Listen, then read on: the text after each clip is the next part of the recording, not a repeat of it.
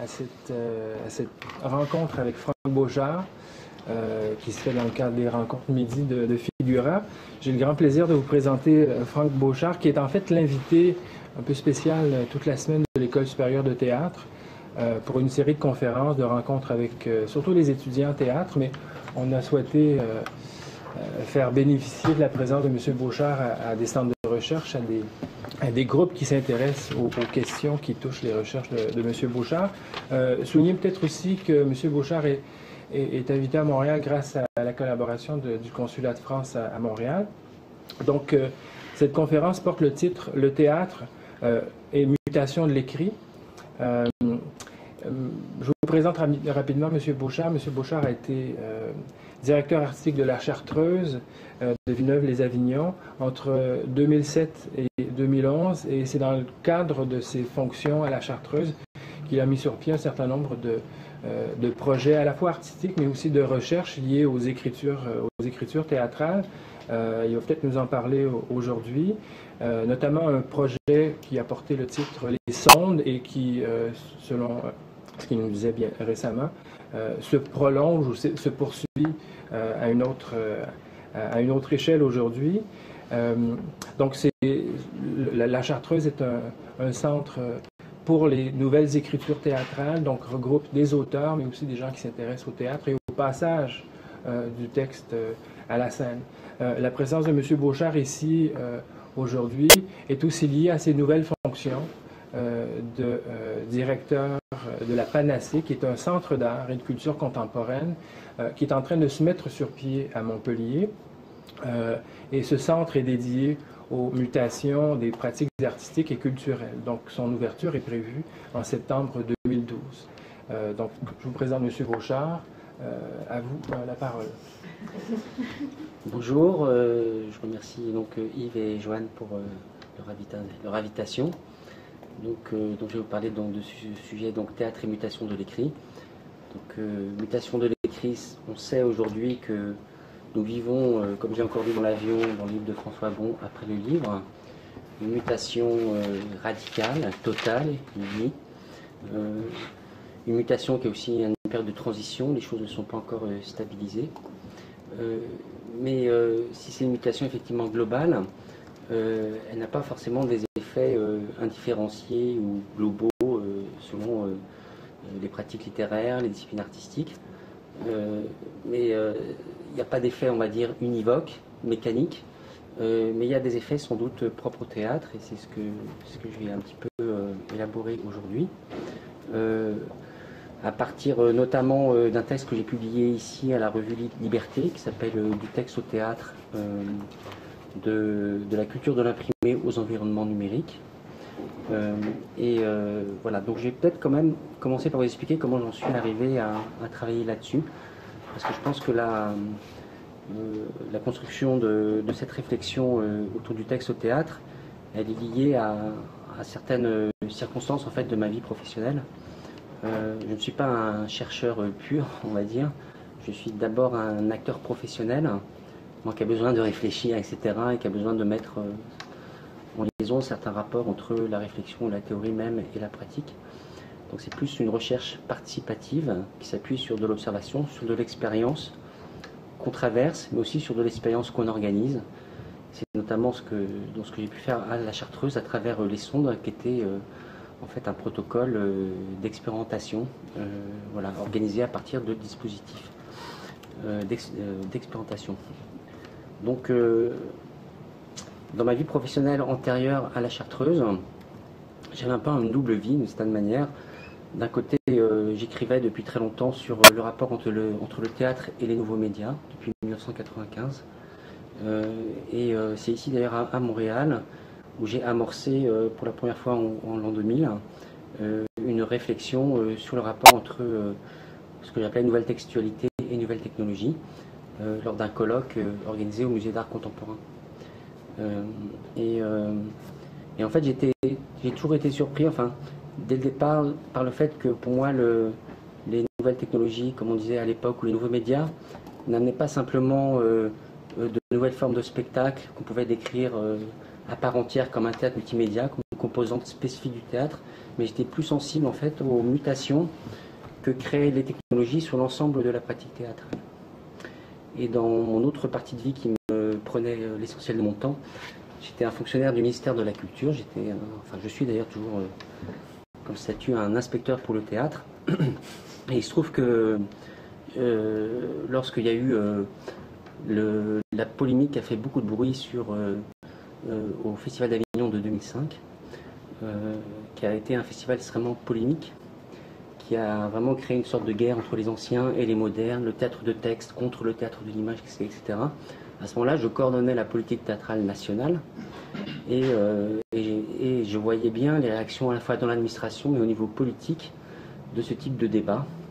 Et j'ai vu aussi comment la question du texte a servi à ce moment-là au ministère de la Culture à s'immiscer en fait dans des débats artistiques et esthétiques pour appuyer des positions de réaffirmation de la question du texte au théâtre, qu'il fallait privilégier le théâtre de texte, etc. Et en même temps, j'étais toujours un peu surpris d'un côté par le fait que le théâtre de texte se sentait en permanence attaqué, en quelque sorte, mais était en même temps finalement un peu immuable et reste le socle de la politique théâtrale française.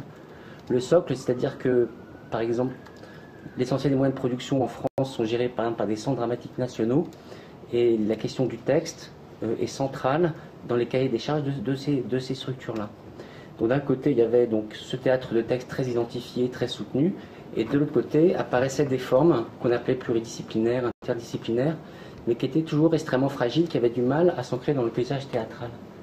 Et je me dis, à un moment donné, il y a quelque chose qui sonne faux là-dedans, dans cette opposition-là, parce que il me semblait que c'était pas justement par exemple le texte contre l'image, mais différents régimes d'écriture, différentes manières de faire jouer le texte qui étaient en jeu dans ces différentes formes de théâtre. Et donc finalement que le théâtre de texte en fait n'était pas forcément faisait une confusion entre le texte et le livre. C'est-à-dire que quand on parlait de théâtre de texte, finalement, je me suis demandé si en fait on ne parlait pas avant tout d'un certain régime d'écriture spécifique du théâtre lié au livre. C'est-à-dire qu'un auteur crée une pièce antérieure à la représentation, l'édite et la pièce est dans un deuxième temps montée. Et donc, ça c'est une figure de la pratique théâtrale qui est arrivée historiquement à un certain moment et qui est peut-être en train d'être déconstruit aujourd'hui avec des nouveaux supports de l'écriture. Donc quand je suis arrivé à la Chartreuse, donc c'est pour prendre la direction du Centre national des écritures du spectacle, c'est vrai que la question que je me posais, c'était de dire finalement, c'est le Centre national des écritures, il doit pouvoir travailler avec toutes les technologies de l'écrit. Il doit permettre de réouvrir tous les paradigmes d'écriture qui existent et qui sont liés à différents supports de l'écrit. Et donc j'ai fait un projet qui s'est appelé Le Vent l'Ancre, qui s'appelle Le Vent l'Ancre, avec un E, dont le titre était emprunté à James Joyce, et notamment, donc ça vient de Finnegan's Wake, qui est un livre clé dans la réflexion sur ces questions, puisque le projet d'écriture de Joyce, c'était dans ce livre en tout cas, c'était de se demander comment on pouvait écrire et transformer son écriture à l'époque de la radio, du téléphone et de la télévision. C'est-à-dire comment prendre en compte en fait de nouvelles formes d'oralité liées à la machine dans l'écriture elle-même. D'ailleurs, c'est pour ça, vous verrez si vous lisez ce texte, que ce texte est organisé autour quelque part de Finnegan's Wake, puisqu'il est rythmé par des citations de Finnegan's Wake. Et donc je souhaitais donc ouvrir différents régimes d'écriture, pas pour les opposer les uns aux autres, qu'on aime bien faire en France, mais plutôt pour créer une sorte de multiplicité et une confrontation entre artistes, auteurs, dans cette multiplicité des régimes de l'écrit.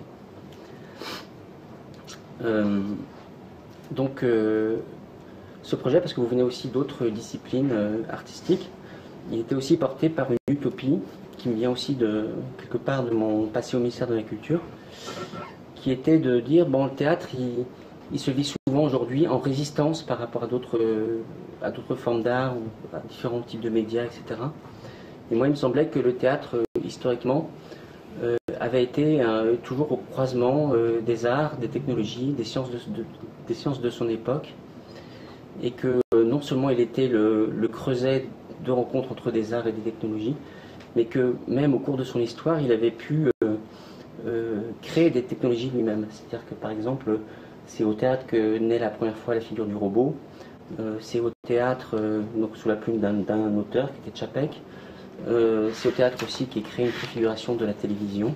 C'était par Kiesler en 1922, justement dans le montage de cette pièce de Čapek. Et donc le théâtre était, comme il avait été même avant, il était creuset de nouvelles technologies de son époque. Donc moi je voyais plutôt un théâtre au cœur des enjeux de son époque plutôt qu'un théâtre en retrait ou en résistance par rapport à ces enjeux-là. Et en plus dans cette vision un peu de résistance au théâtre, c'est vrai qu'en France en tout cas, c'est souvent l'auteur est vu comme la position la plus résistante au sein des différents métiers du théâtre par rapport à ça. Et donc moi j'ai voulu renverser cette perspective-là et montrer que les auteurs étaient en fait à l'avant-garde du théâtre, que c'était sur eux qu'il fallait d'abord s'appuyer. Et le projet de la Chartreuse peut être lu d'une certaine manière comme un commentaire de beaucoup d'auteurs de théâtre. Je pense à Corneille, je pense à Shakespeare, je pense à Beckett, je pense à Čapek dont je viens de parler, je pense à Artaud. Et ces auteurs finalement nous permettent, par les questions qu'ils ont posées au cours de l'histoire du théâtre, peut-être de mieux comprendre le monde actuel. Et donc la Chartreuse c'est un lieu de résidence d'artistes, donc vous avez des artistes toute l'année, et toute la politique de résidence était reconfigurée sur différents processus d'écriture. C'est-à-dire qu'il y avait des résidences individuelles d'auteurs et de traducteurs qui écrivaient dans la perspective du livre, quelque chose qui est écrit puis monté après. Mais vous aviez aussi des résidences où l'auteur était inclus dans le processus de création théâtrale ou chorégraphique, et donc il y avait par exemple les résidences de conception et d'écriture qui permettaient à un metteur en scène ou un chorégraphe de travailler avec des artistes de différentes disciplines, des chercheurs et des auteurs dans le processus même de création, où il y avait aussi ces résidences d'expérimentation et de recherche qui permettaient à des metteurs en scène et chorégraphes de travailler directement avec des auteurs sur un dispositif technologique. C'est-à-dire que le texte est créé directement en lien avec un dispositif technologique. Je pourrais donner des exemples plus tard si vous le souhaitez. Et à côté de ça, il y avait les sondes, donc j'ai développé plus à ma conférence de jeudi, qui était un processus d'expérimentation fondé souvent sur l'idée générale, c'était de partir de questions de l'histoire du théâtre, en général de la période de la Renaissance ou de la fin du 19e ou du début du 20e, et de les transposer dans des environnements numériques d'aujourd'hui, et de voir, de mesurer des déplacements sur la question du théâtre. Par exemple, quand on a commandé, je vous en parlerai ensuite, une pièce sur Internet, on est parti de Shakespeare, où tout le monde est acteur sur une scène, de la question du théâtre global, question shakespearienne qu'on rebascule sur un nouveau dispositif, et on voit comment Shakespeare nous aide à penser ça et comment ça déplace la question de Shakespeare. Et donc ces sondes, il y en a eu un certain nombre qui ont été mis en œuvre donc sur la question directement des mutations de l'écrit et du théâtre. Donc on a commencé, je vais en parler un peu puisque Olivier a participé à la fin de cette aventure-là. On avait commencé par réunir un certain nombre d'auteurs de théâtre, des artistes aussi, des plasticiens, des musiciens, et on avait travaillé avec eux sur... chacun présentait un petit peu son travail dans cette perspective-là, et en même temps, chacun contribuait, en même temps que les gens, que les intervenants parlaient, pouvait poster des choses sur un dispositif qui passait par Internet, mais qui passait aussi par des post-it, etc. Et là, ça donnait lieu à une sorte de matérialité très complexe de l'écrit, parce qu'il y avait des choses qui étaient liées à Internet, il y avait des images, il y avait des petits post-it, il y avait des captures d'écran, etc. Et tout ça donnait lieu à un objet un peu monstrueux qui était ensuite donné à lire par l'équipe d'Olivier Kemet, qui était à ce moment-là à la Chartreuse. Et là, sur cette expérience-là, il y a quelque chose qui a tout de suite été... Olivier a mis tout de suite le point sur quelque chose qui m'a semblé très juste dans tout ce qu'on a exploré après sur cette question-là. C'est que ce type d'écrits liés à ces nouveaux supports de l'écrit sont très difficiles à fixer. C'est-à-dire que c'est très difficile de prendre ces objets comme étant des objets clos et terminés qui sont présentés par des acteurs devant un public. Finalement, la chose la plus juste, c'est que ça incite en fait les autres composants du théâtre à prolonger le geste des auteurs, voilà, et donc de continuer à jouer les techniques d'écriture mises en œuvre. Donc ça, c'est un phénomène qui est assez intéressant et qui pose justement la question de la clôture, de ce type d'objet. Et donc Olivier Kemet et son équipe avaient présenté ça s'appelle ce scriptorium, cet objet un peu monstrueux, 6 mois après la sonde où ces auteurs s'étaient réunis. Et j'avais eu à l'époque le sentiment assez étrange de revivre ce moment-là, 6 mois après, moment auquel Olivier n'avait pas participé. Donc on était quelque part à un endroit extrêmement juste.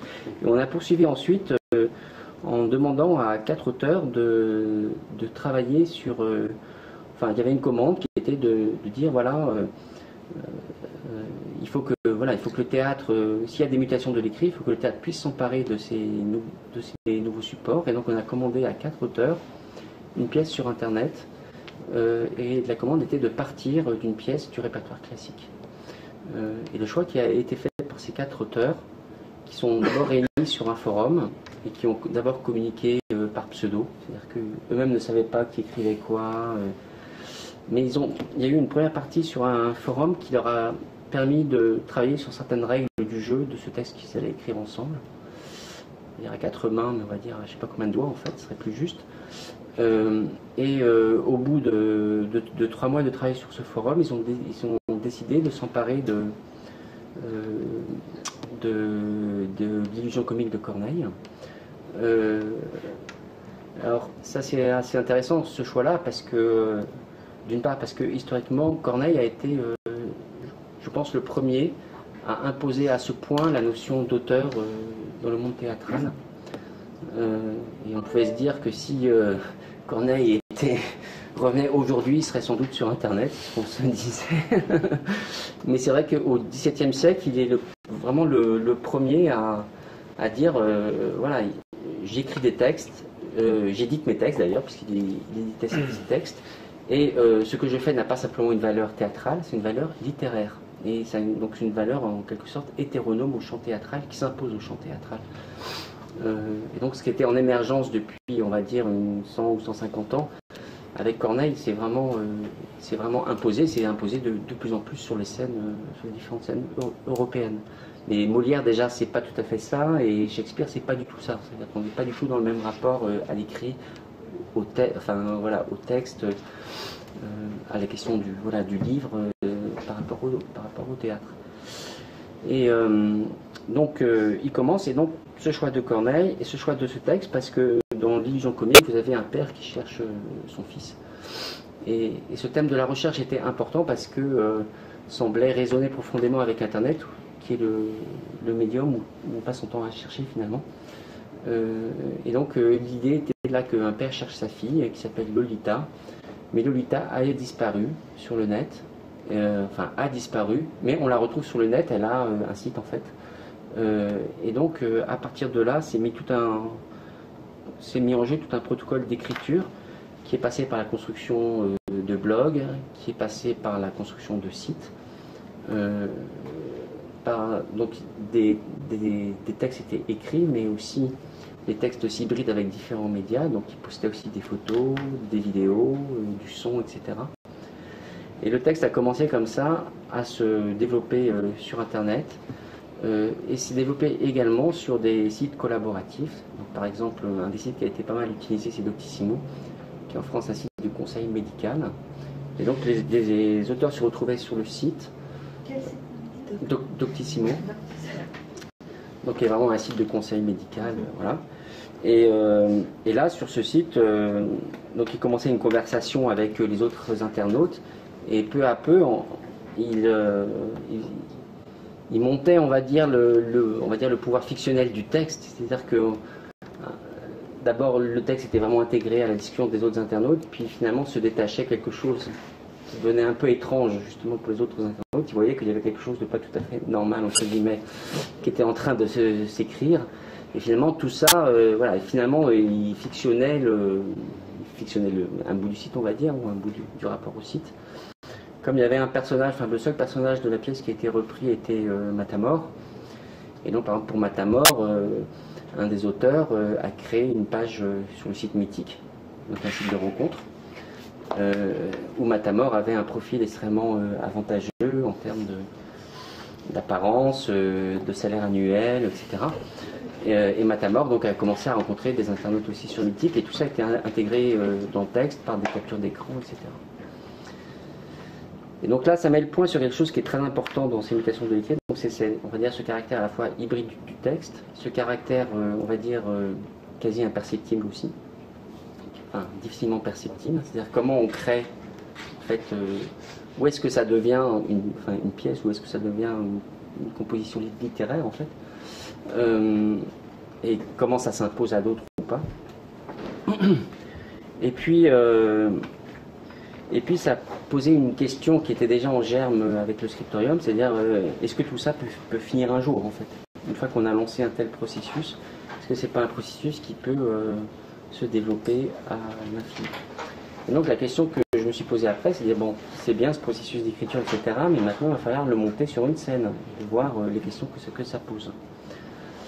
Et donc on a fait appel à des acteurs en formation, ils étaient une dizaine, très jeunes. Donc eux, c'était vraiment leur monde, ce monde d'Internet, etc., qu'ils utilisaient au quotidien. On n'avait pas expliqué ce que c'était Facebook, ce que c'était voilà, à ces élèves, enfin à ces étudiants-là. Par contre, ça a été un peu compliqué au départ de leur dire, par exemple, quelque chose de très simple qu'on ne peut pas dire dans ces configurations-là, c'est vous allez nous lire tous le texte pour demain ou pour dans une semaine, et on va en discuter. C'est impossible. C'est-à-dire qu'on était obligé de leur donner en fait les sites, enfin on va dire la webgraphie du texte, leur dire vous baladez là-dedans et vous nous allez dire voilà, et vous allez nous faire des propositions sur comment jouer ça. Donc ils commencent à s'emparer de ça et donc on a eu des difficultés à trouver le début, le milieu, la fin, enfin voilà.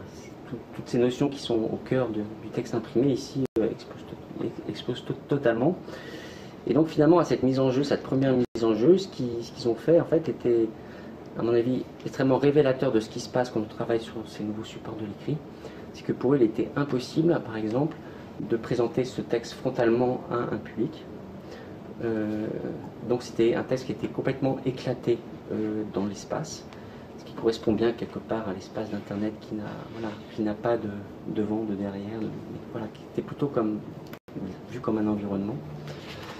Et la deuxième chose, et c'est là où ils sont retombés sur le geste initial d'Olivier, c'est qu'ils se sont retrouvés pas simplement à dire ou à jouer des morceaux du texte, mais pour eux finalement la meilleure façon de transmettre ce texte était de continuer à l'écrire. Et donc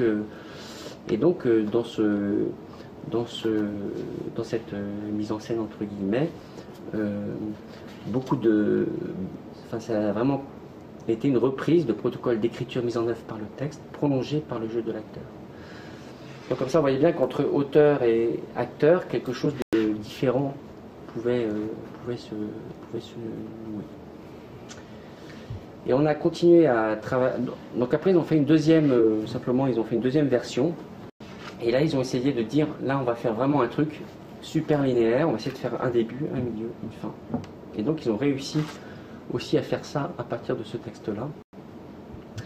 Et là, c'était, finalement, je me suis dit, à partir de ce texte, en fait, on peut créer une sorte de matrice. En fait, c'est comme un générateur de texte, on va dire, d'une certaine manière, qui peut générer différents textes de théâtre, différents types de dramaturgie à partir d'un matériau qui est sur le net. Et donc cette idée de matrice, elle est revenue 2 ans plus tard, quand on a travaillé avec un metteur en scène qui s'appelle Åke Lantz, qui avait monté à Paris une pièce qui est très connue du répertoire contemporain, qui s'appelle Les névroses sexuelles de nos parents, qui est une pièce d'un Suisse allemand qui s'appelle Barfus, édité chez l'Arche en France, etc. Enfin, on est dans le répertoire vraiment machin. Sauf que lui avait décidé lors de sa création à Paris, avait organisé des soirées où des internautes pouvaient envoyer des consignes aux acteurs pour improviser des situations à partir du texte. Et donc nous on a décidé d'accueillir ce metteur en scène à la Chartreuse pour développer ces expérimentations à partir de ce texte. Et donc c'est ce qu'on a fait sur une sonde qui s'appelait Mythique Théâtre. Donc mythique, c'était vraiment un jeu de mots entre le site évidemment et le mythe aussi. Et donc les acteurs, qui étaient vraiment des excellents acteurs, recevaient à distance des instructions d'internautes qui étaient communiquées au metteur en scène qui les sélectionnait, qui après les donnait aux acteurs. Et donc le jeu quand même, c'était que cette improvisation théâtrale puisse se développer en cohérence avec la pièce. C'est-à-dire que, par exemple, dans les instructions, il y avait cette idée, par exemple, d'inverser, par exemple, les personnages. C'est-à-dire que le père devenait la fille le père, et voir ce que ça donne, etc. Mais il devait toujours improviser en cohérence avec cette pièce-là. Et donc, finalement, on se retrouvait dans une situation où on va dire que ce texte, né comme un texte imprimé, devenait un texte augmenté par la participation des acteurs, qui en faisait un texte infini, une sorte, effectivement, ça devenait une sorte de matrice de texte possible à partir d'un dispositif lié à la machine, au réseau en l'occurrence. Et ce qui était assez intéressant à la Chartreuse dans cette expérience, c'est que pas mal d'internautes, mais je soupçonne les internautes des gens qui connaissaient pas mal le théâtre, on va dire, parce qu'on aurait pu avoir d'autres types d'internautes qui nous demandent des choses qui étaient plus compliquées à réaliser, on va dire. Et en fait, dans cette idée d'instruction, il y avait vraiment l'idée de tester le dispositif lui-même. Donc, par exemple, il y avait une demande qui était parce que tout ça est filmé en direct et streamé et rebalancé donc sur Internet. Et donc on demandait par exemple, on demandait au caméraman qui était vraiment sur la scène comme un acteur à part entière finalement, de lui donner une instruction par exemple. Donc il y avait vraiment cette idée d'essayer de dépasser le dispositif. Et puis là, après quelque chose quand on parle de mutation de l'écrit, donc on parle de nouveaux supports de l'écrit, on parle de nouvelles matérialités de l'écriture. Il y a quelque chose qu'on oublie souvent un petit peu, c'est la question de la lecture. C'est-à-dire que ces nouveaux supports de l'écrit sont aussi des nouveaux supports de lecture. Et l'idée quelque part, c'est qu'à travers ces nouveaux supports, de nouveaux types de lecteurs naissent. Donc ça, c'est un point très important parce que le théâtre de la Renaissance, il y a une rencontre très forte entre le théâtre et l'imprimé qui a complètement transformé la pratique théâtrale, qui a sans doute participé à en faire une institution autonome à part entière, parce que ce n'était pas jusque-là, c'est-à-dire que dans le théâtre médiéval, vous n'avez pas d'institution théâtrale, Et même en Grèce, c'est la question qu'on pourrait se poser. Mais c'est vraiment l'imprimé qui déclenche en fait un certain nombre de phénomènes qui sont symboliques, économiques, etc., qui constituent le théâtre comme un art autonome, ayant son bâtiment propre, ses règles propres, ses textes propres qu'on appelle donc les textes dramatiques, qui sont spécifiés par des conventions typographiques très particulières et reconnaissables d'emblée, et qui créent aussi cette oscillation permanente entre le spectateur et le lecteur. C'est-à-dire que le spectateur est postulé comme un lecteur possible, antérieur ou postérieur de la pièce. C'est-à-dire que tout le plaisir du théâtre va être, à l'époque, mais il l'est encore aujourd'hui d'une certaine manière, de faire toujours ce passage, ce décalage entre le plaisir de voir la pièce représentée et le plaisir de la lire et de voir comment ça se complète, ça s'échange, voilà. Et donc l'idée c'est de se dire forcément, si aujourd'hui il y a des nouveaux supports de l'écrit qui donnent forcément lieu à d'autres types de lecture, à d'autres types de modes de lecture, c'est-à-dire que l'imprimé a donné lieu à une lecture qui est informée par un mode d'attention particulière, par un mode de concentration particulier, qui est une lecture individuelle, qui est aussi une lecture silencieuse. Est-ce que ces nouveaux supports de l'écrit ne suscitent pas de nouvelles formes d'écriture, de nouvelles formes de lecture? Et si oui, qu'est-ce que ça peut être? Là, je pense qu'on est au tout début de cette réflexion-là. Et moi, je me disais, en fait, et je me dis toujours d'ailleurs, je me dis, si aujourd'hui on arrive à créer de nouveaux rituels de lecture liés à ces nouveaux supports de l'écrit, on peut en fait on peut cerner vraiment des endroits extrêmement intéressants sur comment aujourd'hui le sens circule, comment ça peut créer aussi du commun, alors que la lecture liée à l'imprimé crée l'individu, comment on recrée du commun par la lecture, ce qui me semble une question aussi théâtrale assez importante. Et c'est pour ça qu'on a mis en place une sonde donc, sur Finn Egensweg, qui a eu lieu en mai dernier, et qui est la dernière sonde à laquelle j'ai participé, où là l'idée était de départ était de dire, on va demander à des étudiants de l'université d'Avignon avec lesquels on travaillait, et qui venaient de différents pays européens, de lire Finn Egensweg en entier. Je ne sais pas si vous connaissez ce texte, mais ce texte est réputé comme étant illisible, comme étant voilà. Et là aussi, on ne peut pas dire aux élèves, chers élèves, vous allez lire Finn Egensweg pendant 15 jours et on va en discuter. C'est impossible de dire ça. Donc ce texte, vous savez, il mélange différentes langues, il crée des mots nouveaux. C'est un texte sans fin, c'est une boucle, c'est-à-dire que le dernier mot de Finn Egensweg est l'article défini de la première phrase du livre. Et donc il y avait cette idée aussi de dire, quelque part aussi, de dire, Joyce, en fait, je pense que, enfin, c'est un texte aussi qui a un statut un peu particulier dans la culture littéraire, parce que donc il est réputé comme étant illisible, et on va dire il est confisqué entre guillemets par les spécialistes de Finn Egensweg. Parce que c'est un texte sur lequel vous avez de très nombreuses exégèses, vous avez des sites, etc. Enfin, ça a donné lieu à tout un travail d'érudition qui est extrêmement intéressant, mais qui me semblait manquer quelque chose de très important dans ce texte, qui était simplement de le lire et de le donner à entendre, qui travaillait aussi sur un nouveau type d'oralité. Et je pensais que que la lecture même de ce texte pourrait permettre peut-être de comprendre des choses. Et pour l'anecdote, ce qui m'amusait aussi, c'était que tout le projet d'ailleurs de la Chartreuse c'est aussi un prolongement quelque part de la pensée de McLuhan.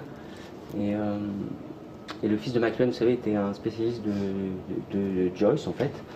Et il va en fait à un colloque sur Finn Egensweg et il écrit à son père écoute, là je suis sidéré, mais personne n'a lu Finnegan's Wake en entier.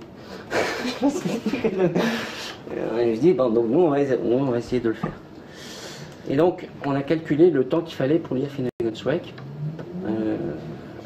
Par un robot, on a calculé que voilà, pour lire Finnegan's Wake, il fallait 36 heures, 47 minutes et 30 secondes.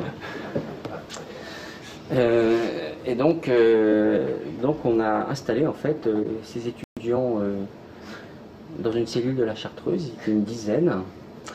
On leur a demandé de se relayer donc pendant ces 36 heures pour lire intégralement Finnegan's Wake dans leur langue respective, puisque comme c'était des étudiants Erasmus, c'était des étudiants qui venaient de Slovaquie, d'Irlande, d'Allemagne, d'Italie, etc. Que certains avaient Finnegan's Wake dans leur propre langue, mais Finnegan's Wake qui est illisible et donc intraduisible n'est pas non plus traduit dans toutes les langues. Et donc il y avait d'un côté donc la lecture de ce texte enfermé dans une cellule et leur lecture était streamée sur internet. Et on avait choisi, on a souvent fait ça à la Chartreuse, les heures de prière des Chartreux pour faire des interventions d'artistes, d'auteurs et de théoriciens à toutes les heures des prières des Chartreux. Et parallèlement, vous aviez une émission radio de 36 heures 47 minutes qui avait lieu dans la Chartreuse et qui approfondissait certains aspects de Finnegan's Wake. Et donc on a tout eu, de choses très littéraires à la pornographie au second, donc on a traité tout. Et tout ça, et le texte de Finnegan's Wake était aussi restreamé à l'intérieur de la Chartreuse. Et donc tout ça devant un public qui pouvait venir quand il voulait pendant ces 36 heures, 47 heures, etc. Et donc là, c'est vrai que là j'ai été sidéré de quelque chose et qui paraît aussi très juste, enfin je pense qui est en tout cas qui est une piste très intéressante à mon avis par rapport à ces nouveaux modes d'écriture. C'était que tout à coup on n'était plus face à un texte qu'on lit, mais que le texte était plutôt comme un environnement, on va dire un cosmos, parce qu'il a créé son monde avec Finnegan's Wake, Joyce. C'est comme si on vivait dans ce monde pendant 36 heures et que la manière en fait de lire ce texte ne peut être que d'être dedans en fait d'une certaine manière. Je ne sais pas si j'arrive à expliquer ça assez clairement, mais c'était que voilà, c'est comme si quelque part tout à coup on se retrouvait vraiment dans le milieu créé par le texte, qui crée un effet, on va dire, d'éveil assez particulier, parce que c'est un système de résonance entre des mots. Et quand vous écoutez ça pendant 36 heures, donc je ne dis pas que je l'écoutais pendant 36 heures, mais parce qu'à un moment donné on se reposait, on s'éloignait, etc. Mais on avait l'impression quand même d'être dans cette boucle infinie, quoi. Alors il se trouve que les étudiants l'ont pas lu en 36 heures et 47 minutes, mais l'ont lu en 28 heures. Et au bout de 28 heures, donc ils ont repris le texte à son début. Et en fait, on a arrêté le processus de lecture au bout des 36 heures 47 minutes. Et quand on est rentré, je dois dire que quand on les a libérés en fait de ce processus, je pense qu'ils étaient prêts à continuer encore pendant 8 ans, quoi. Voilà, et donc moi, ce que je parle, parce qu'à la Palacé, qui a aussi une mission sur l'écriture, c'est un lieu art visuel, numérique et écriture. C'est vrai qu'il y a quelque chose qui m'intéresse beaucoup de continuer à explorer, c'est ce que j'appelle ces nouveaux rythmes de lecture, qui me semblent, qui comme ça seraient plus sensoriels, plus collectifs, plus contributifs, et donc moins individuels, moins silencieux, moins que liés à l'imprimé. Et là, je pense qu'il y a un terrain de recherche extrêmement intéressant. Surtout quand on veut recréer, en quelque sorte, je pense que c'est un des enjeux aujourd'hui dans la culture, de recréer du commun à partir d'objets. C'est-à-dire que ça, c'est une idée qui m'échappe en tant que responsable culturel ou directeur de structure, c'est non pas d'amener un objet devant un public, mais de mettre un objet dans une interaction publique, ce qui est un peu différent.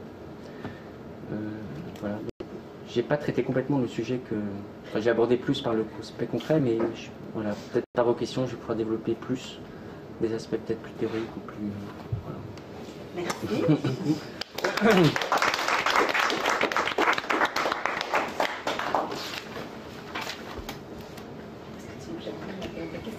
Je me suis nommée animatrice de la période de questions.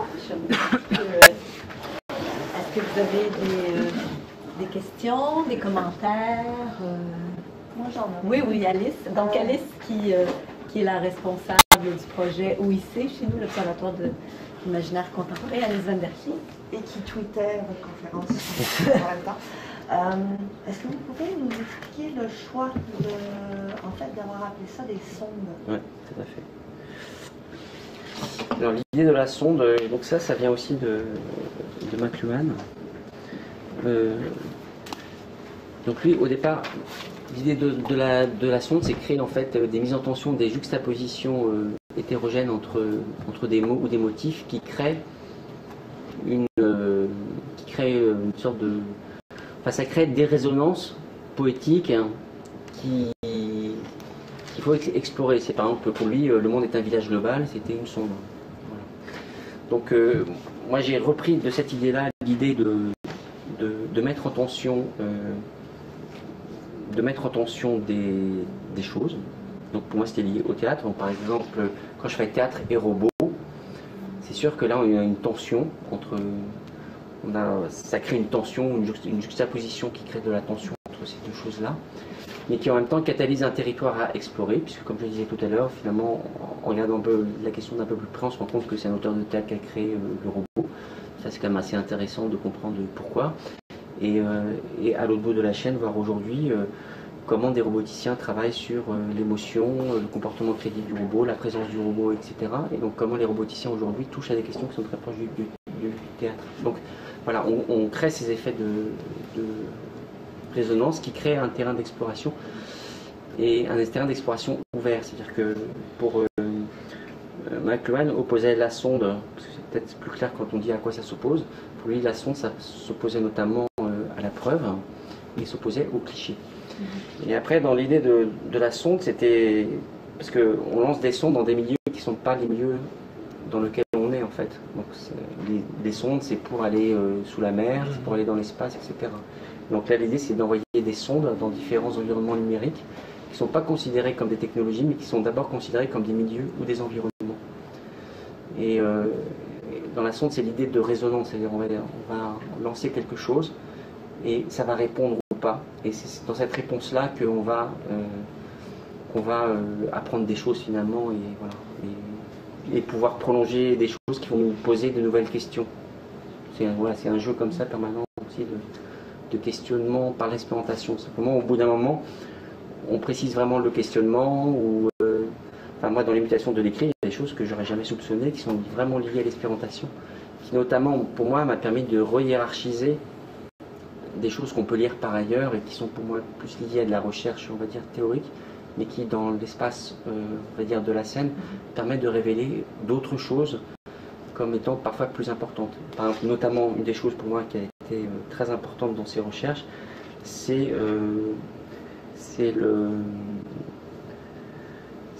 en quelque sorte la combinaison très étrange entre l'écrit et l'oralité qui se produit aujourd'hui dans ces nouveaux supports de l'écrit. C'est-à-dire que c'est plus un écrit qui est fixé par l'imprimé, mais c'est un écrit qui est dynamique, fluide, évanescent, qui aujourd'hui d'ailleurs est de plus en plus affiché sur la scène. Une des questions par exemple, que je me posais par rapport aux auteurs, c'est que je me disais aussi, un auteur aujourd'hui, c'est vrai qu'il écrit pour un acteur, mais il peut écrire aussi pour un écran, il peut écrire pour une voix off, il peut écrire pour différents dispositifs.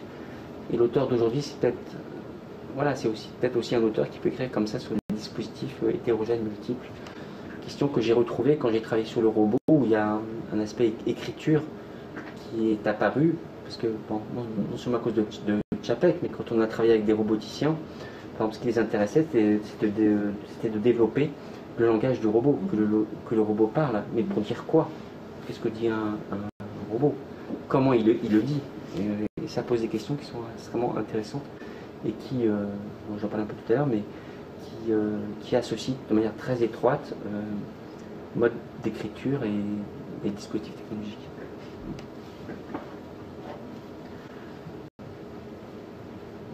Moi, j'aurais peut-être une petite question sur vos événements, en fait, vos événements que vous avez décrits.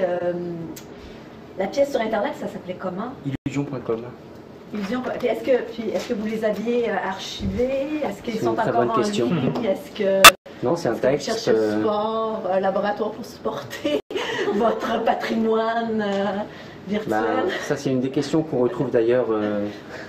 Ça, c'est une des grandes questions d'abord qui traverse, je pense que vous le savez tous, l'ensemble des arts numériques, les méthodologies de conservation, etc. Et c'est sûr qu'en faisant illusion.com, on s'est tout de suite affronté à cette question-là, ce problème. Et en fait, on peut dire que le texte a été, à un moment donné, a eu son apogée, on va dire, et puis peu à peu s'est délité et a disparu du net. Je pense qu'aujourd'hui, il y en a des bouts dans différents endroits, mais le texte n'a pas été préservé. Non. Parce qu'en fait, vous souleviez la question de la lecture, Ouais. mais on peut aussi prendre le terme lecture au sens d'interprétation, Oui, tout à fait. comme on l'entend nous-mêmes, le chercheur. Oui, tout à fait. En tant qu'objet de recherche, qu'est-ce que ça représente? Devant quoi on fait face quand on s'intéresse à ces choses-là? En tout cas, pour nous, ça c'est vrai que c'est une question de... Parce que, imaginons que... Je pense que des lecteurs ont pu lire le texte en pensant que c'était une œuvre. Des lecteurs ont pu lire le texte en pensant que c'était une œuvre, mais pas forcément théâtrale. Simplement, nous, on l'a construit dans une optique théâtrale. Elle a été construite dans une optique théâtrale. Et donc, elle appelait en fait une interprétation qui soit de l'ordre du théâtre pour être... voilà. Donc après, par la mise en jeu, qui est en soi un acte critique du texte d'une certaine manière, forcément, peut-être encore plus que d'habitude, on va dire. Enfin, en tout cas, qui demande des choix tellement profonds, immédiats et radicaux, que c'est vrai qu'il n'y a pas de lecture sans interprétation radicale possible. Mais là, on retrouve un peu Finnegan's Wake, c'est-à-dire que, en fait, c'est là où Joyce est vraiment génial et ce texte est vraiment, il a des années-lumière d'avance. C'est-à-dire que ce qui était très intéressant dans Finnegan's Wake, c'est que effectivement ce texte est illisible, pas dans le sens où vous ne pouvez pas le lire, mais dans le sens où vous êtes obligé de le lire en le traduisant quelque part. Donc vous ne pouvez pas le lire sans le réécrire d'une certaine manière. Et c'est vrai que ces dispositifs d'écriture nouveaux nous mettent en permanence face à cette question-là. Vous ne pouvez pas en fait le lire sans le réécrire. Et là, on se retrouve quelque chose qui est extrêmement passionnant à mon avis. C'est-à-dire qu'on retrouve quelque chose qui est de l'ordre du coup médiéval. D'ailleurs, la grande période, qui était aussi la période, une période essentielle pour Joyce. C'est-à-dire que en sortant de l'imprimé, si vous voulez, aujourd'hui avec ces nouveaux supports de l'écrit, ce qui est fascinant, c'est pas tant que ça crée des espaces entièrement nouveaux, c'est de voir des choses anciennes revenir dans des situations très inédites et nouvelles. Parce que dans la lecture médiévale, qui pour moi était très importante, que j'ai un peu étudiée, etc., il se trouve que tous les grands éléments, il y a pas mal de choses qui font résonance. C'est pas la même chose, mais ça fait résonance par rapport à aujourd'hui. Je pense notamment d'abord à ce rapport entre le texte et l'image, puisque dans le manuscrit médiéval, vous ne pouvez pas savoir où commence le texte et où finit l'image, c'est complètement intriqué, c'est complètement mélangé. Mais la deuxième chose aussi, c'est que dans le texte médiéval, vous ne pouvez pas, notamment dans les monastères, c'était un jeu permanent de lecture-écriture, c'est-à-dire qu'il n'y avait pas de texte original, mais chacun se crée son milieu textuel à partir de ses lectures, et réécrivait en permanence les textes par rapport à ces lectures. Donc il y avait une continuité parfaite entre l'écriture et la lecture. Ça c'est quand même... C'est-à-dire qu'on n'a pas, dans le monde médiéval, dans le monde des manuscrits, vous n'avez pas d'originaux, vous n'avez que des copies. Chacun réélabore, réagence son univers textuel à partir d'œuvres. Et c'est vrai qu'on retrouve quelque chose aujourd'hui de cet ordre-là. Et enfin, sur le niveau de la lecture, c'est aussi sans doute que la lecture médiévale est une lecture acoustique. On ne lit pas sans oraliser. Et c'est vrai qu'aujourd'hui, ces nouveaux supports appellent de manière d'ailleurs acoustique ou non, du coup, des nouvelles combinaisons comme ça entre écriture et oralité. Oui, j'ai une question. Je voulais savoir, eu égard à cette transformation écrit, théâtre, dramaturgie, comment vous abordez la mutation éventuelle de la scène au sens spatial. Oui, tout à fait. Alors ça, c'est un point qui est extrêmement important, là aussi, et que j'ai découvert, enfin, que j'ai notamment pu mesurer à travers les sondes, c'est que si aujourd'hui des historiens affirment, voilà, démontrent qu'il y a eu un rapport entre écriture et architecture théâtrale à la Renaissance, c'est-à-dire que en même temps que naît le texte imprimé, renaît le bâtiment théâtral dans un dispositif frontal. Aujourd'hui, c'est vrai que ces nouveaux types d'écriture, en général, font exploser, on va dire, l'architecture théâtrale frontale issue de la Renaissance, c'est-à-dire appellent d'autres dispositifs qui peuvent être plus de l'ordre soit de la simultanéité, soit au contraire du parcours, soit... donc moi je pense, mais là j'ai pas fait du coup la recherche, mais je pense qu'il y aurait vraiment un terrain de travail extrêmement intéressant à explorer entre les modes de scénographie des fêtes religieuses, etc. du Moyen-Âge, avec aujourd'hui les nouveaux types de démonstration du texte. Mais c'est vrai que la plupart des choses qu'on a produites ou accompagnées faisaient exploser en permanence cette question de la frontalité, ça c'est certain. Je peux vous donner deux exemples. Par exemple, on a produit des œuvres sur téléphone. On a passé une commande à une auteure qui est connue, qui écrit des livres chez POL, qui s'appelle Célia Houdard. On avait commandé par exemple un parcours sonore, et donc qui était, donc là on retrouve quelque chose qui était intéressant, qui était un cheminement entre Avignon et la Chartreuse, qui se trouve à 5 km d'Avignon. Et là on retrouve quelque chose donc, qui est intéressant par rapport à des formes très anciennes d'oralité, c'est-à-dire que dans l'oralité, vous êtes toujours situé, le corps est toujours situé, il n'y a pas d'oralité en dehors d'un contexte qui est très précis. Et donc ces formes d'écriture, par exemple, reprennent effectivement des positions très précises du corps et sont à la fois, du coup, je vais aussi connaître le chant des pistes de Chatwin qui raconte comment en fait, des textes épiques comme ça permettaient aux aborigènes de traverser l'Australie, c'est-à-dire qu'en fait, il y avait des techniques de mémorisation précises qui leur permettaient de trouver leur chemin en même temps qu'ils récitaient le texte. On retrouve aujourd'hui des choses qui sont un peu de ce type-là. Et on a retrouvé ça par exemple sur des liens entre texte et réalité virtuelle. On a un auteur qui a travaillé sur un dispositif d'immersion du spectateur dans un environnement qui a été créé à la Chartreuse. L'environnement, là aussi, reprenait un peu les caractéristiques du lieu. Il faudrait que je parle peut-être un peu du lieu à la fin, parce que c'était très fort aussi dans le projet, que ce soit fait tout ça dans un monastère. Mais l'idée, c'était que, je vais vous raconter un peu le parcours, c'est le spectateur arrivait dans ce monastère qui est la Chartreuse, on lui donnait un casque, et ce casque commençait à lui raconter une histoire. Cette histoire racontait en fait... il disait, ben voilà, il y a une maladie qui existe, qu'on appelle l'agnosie. Et le pas de cette maladie qui est une maladie très rare, qui est le fait de ne pas pouvoir reconnaître les visages. Et donc les gens qui ont de l'agnosie, par exemple, pour se rappeler de vous, vont identifier votre t-shirt. C'est comme ça, si vous changez de t-shirt, ils pourront plus se rappeler de vous. Et donc voilà, il racontait l'histoire de la gnosie, etc. Donc on faisait un parcours avec le casque dans la Chartreuse, et puis à un moment donné, on arrive devant une porte, et là on met au spectateur un casque de réalité virtuelle, donc à travers lequel est projeté un autre environnement. Et là on dit au spectateur, le texte lui dit, vous avez la gnosie, vous avez contracté la maladie maintenant. Et donc le spectateur va se retrouver dans tout un truc où il revoit en fait ce qu'il a vu avant, la Chartreuse, machin, etc.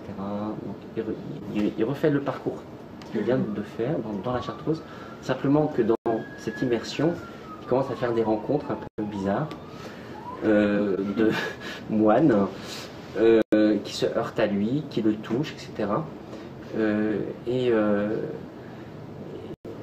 et le spectateur va se retrouver reprojeté devant lui, et puis se demande tout à coup est-ce que c'est moi, c'est plus moi, etc. Il va se retrouver dans une situation où en fait il commence à perdre son identité. Et donc, par exemple, sur la question du texte là, donc il y a un texte qui a été fait par un auteur, un excellent auteur, mais lui, comment il a fait son texte, il n'a pas fait son texte effectivement dans sa cellule en train de dire moi je vais écrire ça comme ça, etc.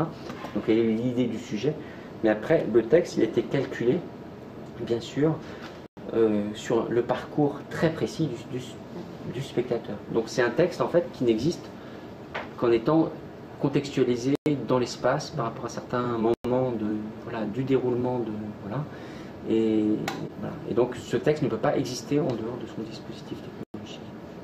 C'est ça met l'accent sur une autre chose, c'est-à-dire que dans ces nouveaux supports de l'écrit, vous pouvez écrire des choses qui peuvent être imprimables, puis vous avez des choses qui sont inimprimables et qui ne peuvent pas l'être, mais en même temps pour moi c'est du texte. C'est-à-dire que c'est vraiment mon discours finalement c'est de dire voilà, d'un côté les gens qui disent ouais le théâtre de texte contre ce que je vous ai expliqué, et moi je dis en fait il y a un futur du théâtre de texte mais qui sont sur de nouvelles formes de textualité, pas forcément imprimables, pas dans le registre de la pratique liée au livre et de la relation entre le livre et le théâtre, mais qui ouvrent des formes de composition théâtrale, voire littéraire nouvelles, qui sont possibles en mobilisant à chaque fois les propriétés du médium sur lequel l'écriture se fait.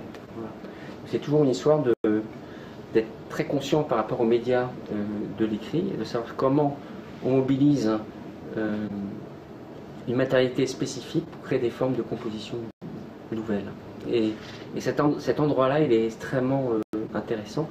Il me semble encore extrêmement peu fréquenté, même si je vois là par exemple, je vois le livre de Danielewski que j'ai aussi chez moi, là, comme ça, hein, La Maison des Feuilles, qui est un livre, mais qui explore une matérialité de l'écrit spécifique au livre. C'est-à-dire que ce livre-là, par contre, vous ne pouvez pas, en fait, ce livre ne peut pas devenir un site, même s'il y a un site. C'est-à-dire, vous avez le site de Danielewski qui utilise les propriétés du site pour faire œuvre de quelque chose, mais se décline aussi sur un livre, et là il va mettre en jeu dans la matérialité de ce livre-là, dans sa typographie, dans sa mise en page, dans des choses qui ne peuvent être faites que dans un livre. Et donc là aussi je ne pose pas la question du livre par rapport aux autres supports de l'écrit. Ce que je défends aujourd'hui, ce qui me paraît très important, c'est d'avoir en permanence conscience de la matérialité de l'écrit sur lequel on travaille pour produire des effets spécifiques, voire nouveaux, sur les supports de l'écrit. C'est pour ça que d'ailleurs, dans cette dimension-là, il y a quelque chose, du coup, il y a toute une tradition, on va dire, artistique et littéraire qui peut être réinvestie sur ces sujets-là. C'est toute, bien sûr, la tradition du livre d'artiste.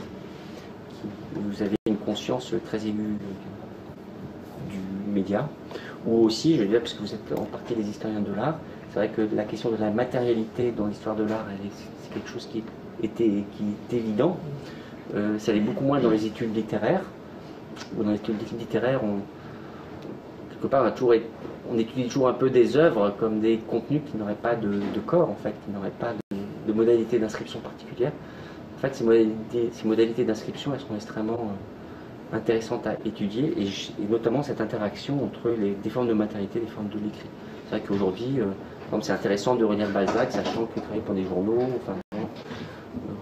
etc. Quoi. Et je pense que c'est-à-dire que des questions qui paraissaient très secondaires et réservées à des spécialistes de la biblio, etc., deviennent des questions absolument centrales et deviennent des questions en fait littéraires. Est-ce que vous avez d'autres... Moi, j'en aurais peut-être une sur le statut d'Internet. Alors, vous nous avez expliqué toujours dans ce projet Illusion.com et les autres événements où il y avait toujours une utilisation d'Internet comme, je dirais, plateforme différente ou nouvelle. Est-ce que dans ces projets-là, outre cette nouvelle matérialité du texte que permet Internet, est-ce qu'il y a une réflexion idéologique? Je pensais à l'infiltration, par exemple, du site Doctissimo. Est-ce qu'il y a aussi un commentaire dans la création? Est-ce qu'Internet est un outil, finalement, ou est pris aussi comme enjeu idéologique sur la culture même d'Internet? Donc, je pense que il y avait quelque chose de cet ordre-là, et qui était lié non pas où il y a directement une question comme ça qui a l'air d'être d'ordre politique, mais qui était liée sur l'idée de faire un travail entre la réalité et la fiction, qui mettent en jeu la question de l'identité, en fait, à la fois de l'auteur, mais aussi de l'individu, quelque part. Donc la question de l'identité aujourd'hui est une question politique, par contre qui est très importante. Et là aussi la question de l'identité, on va dire, authentifiée par une signature, etc., c'est quelque chose qui est né historiquement et qui aujourd'hui est re-questionné quelque part par ces nouveaux dispositifs où on peut utiliser des pseudos, etc., où on peut se masquer, etc. Et donc là l'idée était vraiment de travailler sur... quelque part sur... là, on va dire que ce qui a été utilisé comme propriété du média, c'était d'une part cette chose-là où on ne sait jamais si c'est vrai ou c'est faux, ou réalité et fiction. Ouais. Ce côté aussi d'Internet qui est, notamment en Occident, utilisé d'abord comme une sorte d'exhibition de soi. Donc c'était vraiment utiliser ça à fond. Ce qu'on s'aperçoit au bout d'un moment, en fait, c'est que, enfin, moi je me disais, en tout cas ça, quand j'ai vu les résultats de cette commande d'écriture, c'est que ça mettait le doigt sur quelque chose de très troublant. Et on ne peut arriver à ce trouble, à mon avis, qu'en faisant ce type d'expérience. C'est-à-dire que quand je parle de réalité et de fiction, je ne suis pas sûr que ce soit juste de dire ça comme ça. Je dirais plutôt qu'on est dans quelque chose qui est... c'est un peu comme le mythe. C'est-à-dire, la question, c'est pas... Par exemple, le mythe, on ne dit pas si c'est de la réalité ou de la fiction. Ça ne va pas être ni vrai ni faux. C'est une consistance propre qui nous aide à nous structurer d'une certaine manière, etc. Et moi, j'avais l'impression, à travers cette commande d'écriture, qu'on arrivait à quelque chose qui était de cet ordre-là, c'est-à-dire de quelque chose où... Enfin, on touchait à une sorte de... Je ne sais pas si c'est de l'inconscient, du mythe contemporain, à quelque chose qui n'est en tout cas plus de l'ordre de la réalité et de la fiction. Enfin, il faudrait le positiver, dire cet endroit intermédiaire qui aujourd'hui, à travers lequel on habite, où on vit, où on communique de plus en plus. Et d'ailleurs, ce qui est assez drôle, c'est que les auteurs se sont fait prendre à leur propre jeu, parce que cette sonde, on a traduit une sonde aussi, parce que cette sonde s'appelle As You Like It, donc de Shakespeare, on nous a redemandé de la faire ailleurs, à Toulouse. Et donc on s'était dit, ben on ne fait jamais deux fois la même chose, donc on va l'appeler Comme il vous plaira. Et dans cette sonde, à Toulouse, on réinvite ces acteurs, certains d'entre eux qui avaient déjà fait deux fois. Et à un moment donné, il y a une actrice qui se lève et qui commence à dire, qui s'adresse à un des auteurs présents et qui commence à dire, voilà, moi j'aimerais bien savoir pourquoi un tel est mort, parce qu'effectivement dans l'histoire il y a eu un mort, il y a un des êtres fictifs qui est mort, qui était Guillaume Chien, mais il trouvait en plus que c'était l'administrateur du forum du début, donc c'était un personnage clé de l'histoire. Et Guillaume Chien s'est suicidé 6 mois, 8 mois après. Et donc, faut vous imaginer qu'on était comme ça en public, il y avait du monde, hein. On était dans un théâtre, il y avait une centaine de personnes, il y avait des intervenants qui étaient là, il y a cette actrice qui prend la parole et qui explique que Guillaume Chien s'est tué, etc. Et il y avait des acteurs qui étaient à Montréal, d'ailleurs, ce jour-là, et qui avaient envoyé un post où, en fait, c'était une sorte d'hommage posthume à Guillaume Chien. Et tout à coup, on s'est retrouvé, c'est vrai, dans une situation quand même qui était un peu étrange, parce que je voyais bien que pour le public, je pense qu'il pensait que c'était vrai, quoi, pour le coup. Enfin, et l'auteur qui était là était, parce qu'il y a quelque chose qu'on ne fait jamais sur Internet, mais qu'avait fait l'acteur à ce moment-là en s'adressant à cette personne, c'est qu'on ne dévoile jamais le pseudo de quelqu'un. Et donc là, c'était un peu le cas, et fait publiquement devant, voilà. Et ça crée, c'est vrai, une situation extrêmement étrange qui dépassait l'auteur même de l'avatar, voilà. Et ça c'est possible, c'est vrai que quand on lance ce processus-là, là on sait, là du coup, c'est vrai qu'on ne sait plus trop où. C'est intéressant. Une dernière question, commentaire? Moi j'ai peut-être une question qui est liée à celle de Joanne. Dans ces expérimentations-là, liées au théâtre, on est forcément en dehors de ce qu'on pourrait appeler l'institution théâtrale. et puis j'emploierai un autre terme, on est en dehors du marché, c'est-à-dire que où circulent les œuvres, où circulent les produits de la création théâtrale. Est-ce que vous avez eu aussi cette considération par rapport au marché que représente le théâtre et l'espace commercial d'Internet? Comment vous situez justement ce travail d'exploration? Est-ce que ça a été un questionnement que vous avez eu par rapport déjà, au produit théâtral? Non, au départ, l'idée c'était vraiment d'expérimenter. Pour ma part, moi je pense que quand on parle d'expérimentation, une fois de plus, là pour moi on expérimentait des nouveaux milieux. Et donc, parce que souvent on me dit, ouais, expérimente mais pas trop par exemple, expérimente mais un peu, ou, voilà, etc. Et donc, en fait, il se trouve que, enfin moi je compare ça vraiment à l'entrée dans un nouveau milieu, c'est-à-dire qu'on ne peut pas nager un petit peu, on nage ou on nage pas, quoi. Et donc, quand on travaille sur Internet, quand on travaille avec des robots, on ne peut pas le faire un peu. C'est-à-dire qu'on est avec des technologies qui sont extrêmement puissantes. Et simplement, ce qu'il faut, c'est être très, très conscient par rapport à ces technologies pour pouvoir essayer d'en faire autre chose que ce qu'elles veulent, ce qu'elles induisent, on va dire, comme ça, un peu mécaniquement, d'une certaine manière. Et donc l'idée, ça a été vraiment d'expérimenter un peu dans... Parce qu'on a fait sur l'écriture, mais on a fait aussi sur le rapport entre théâtre et actualité, on l'a fait sur la robotique, on l'a fait sur le spectateur, on l'a fait sur beaucoup de choses.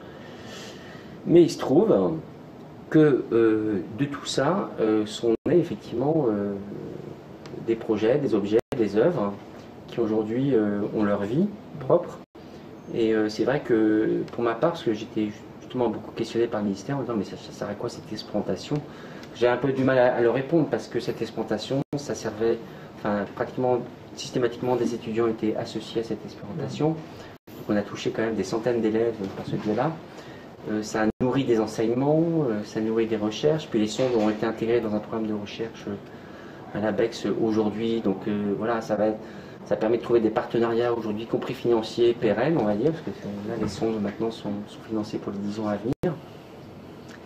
Mais on me posait la question, mais de tout ça, quoi naît? Et en fait, il faut un peu de temps aussi pour que les choses naissent, mais une fois de plus, ce n'était pas l'objectif principal. Mais je constate, justement, à partir, depuis un an, que beaucoup d'objets sont nés de ces sondes-là, et aujourd'hui, sont inscrits complètement sur le marché du théâtre, parfois de manière très emblématique. Par exemple, des Catalans qui ont participé à une sonde justement sur ce rapport entre théâtre et actualité. On a travaillé avec eux sur le thème de la catastrophe, notamment sur Haïti.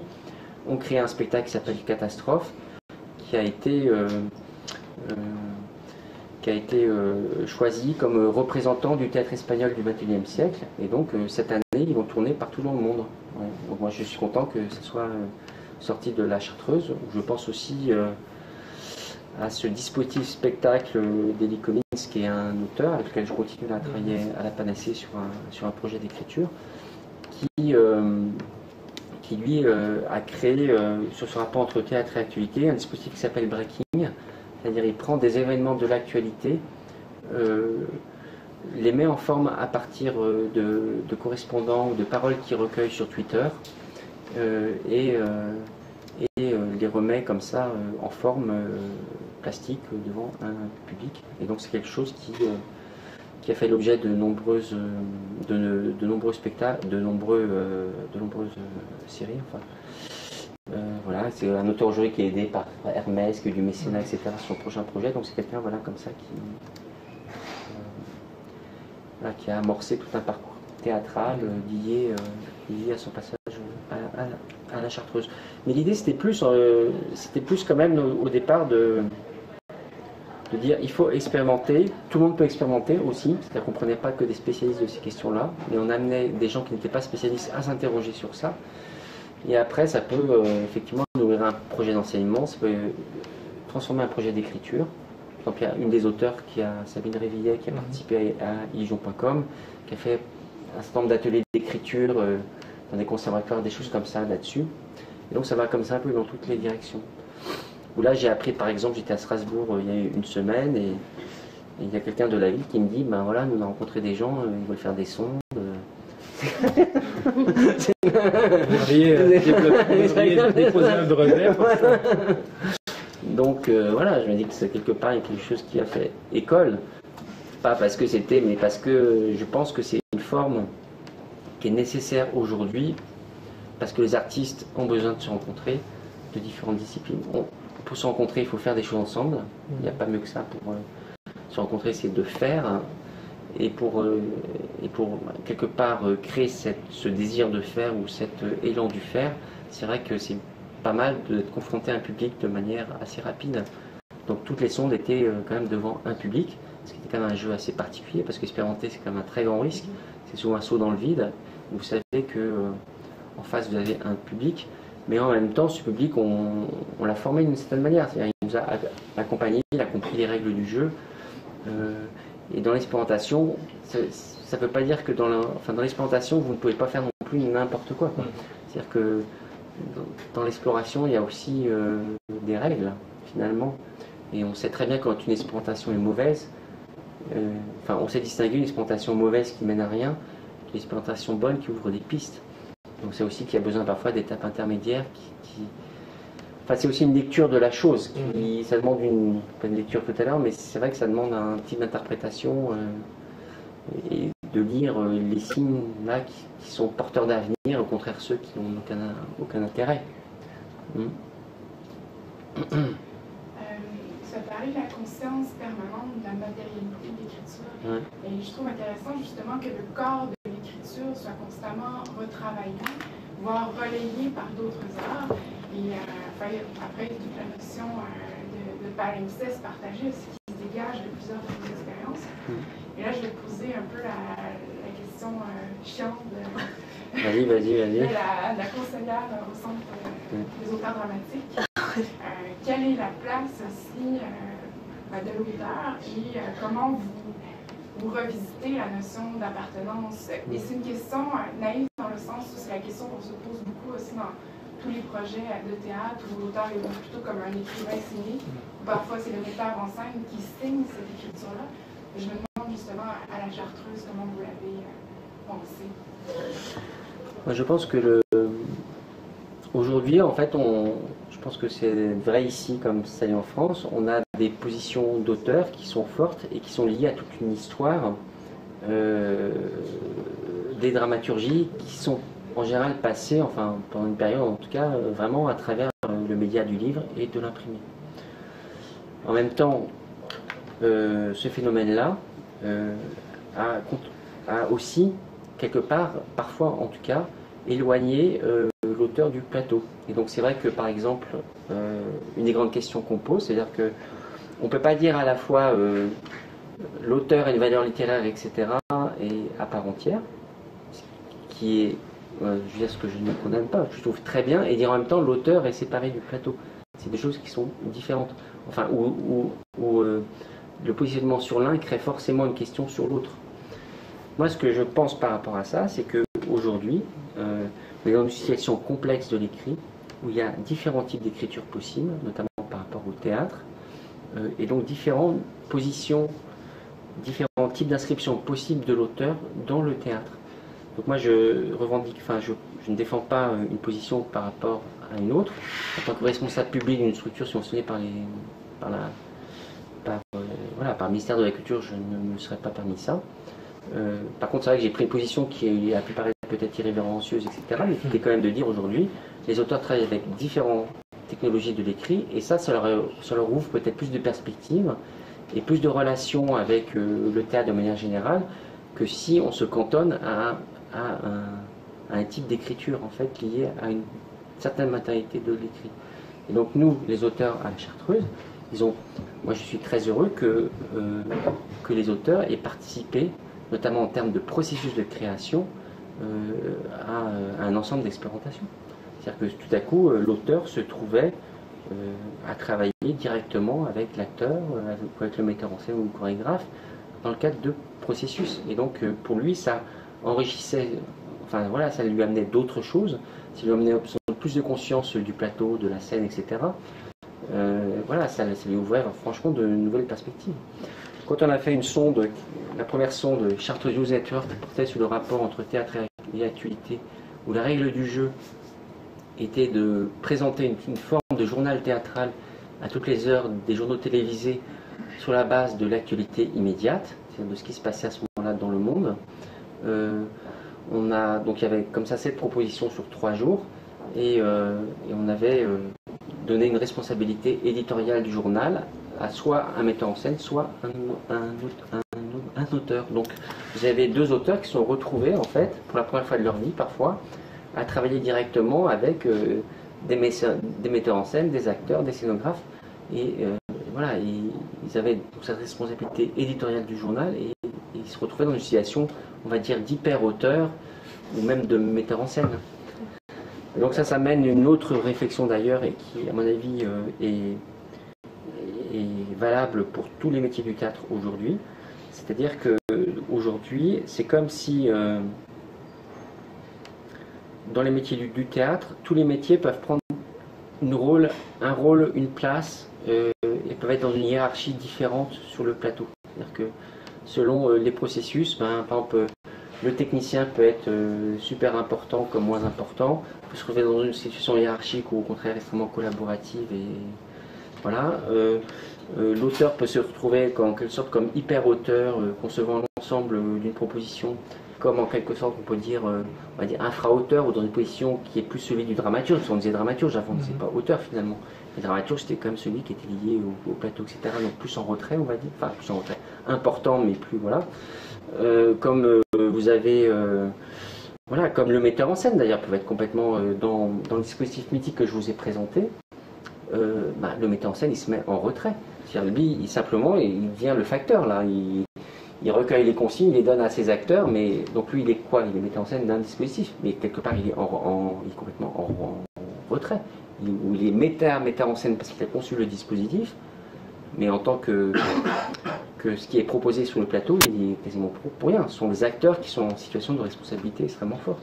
Donc, c'est comme pour les acteurs d'ailleurs, on peut dire à un moment donné, il peut avoir une importance extrêmement, dans la hiérarchie très appuyée, comme au contraire, ils peuvent être effectivement sous la direction simple, ils peuvent être programmés et déprogrammés, on va dire.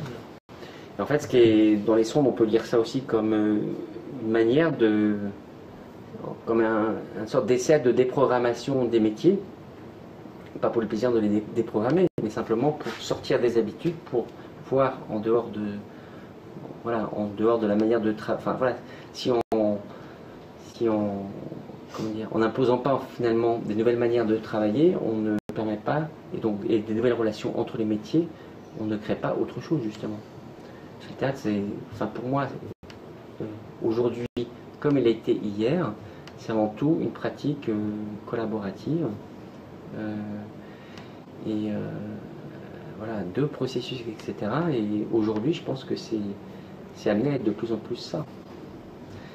Sur des schémas qui peuvent être très différents d'un projet à l'autre. C'est pour ça que je pense que faire des métiers du théâtre aujourd'hui, c'est peut-être plus difficile qu'avant. C'est-à-dire qu'il faut être prêt à prendre des positions qui sont extrêmement différentes, voire contradictoires d'un projet à l'autre.